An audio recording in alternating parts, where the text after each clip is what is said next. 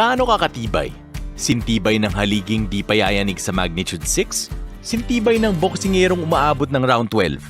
Gaano ka naman kaya katibay para matapos ang gamutan laban sa tuberculosis? Depende sa uri ng Mycobacterium tuberculosis na iyong nasagap, maaaring tumagal ang gamutan ng 6 na buwan hanggang 1 taon para sa drug-susceptible TB, ang TB na mapagagaling ng pangunahing gamot o first-line drugs. Tumatagal naman ng 9 na buwan hanggang 2 taon ang gamutan laban sa drug-resistant TB, ang mas matinding uri ng TB. Ang TB ay nagagamot, pero dapat araw-araw mong iniinom ang iyong mga gamot sa takdang oras o ayon sa payo ng iyong doktor. Kung may maramdaman kang side effects tulad ng pagkahilo, pagsusuka o pangangati, ipaalam sa iyong treatment partner, nurse o doktor.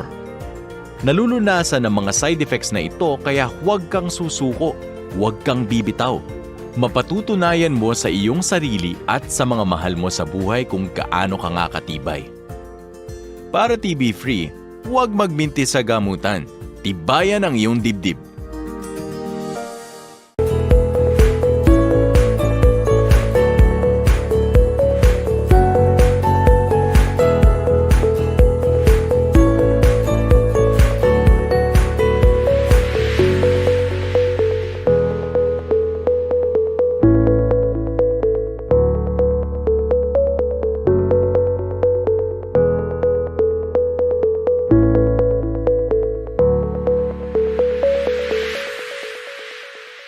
Gaano ka katutok?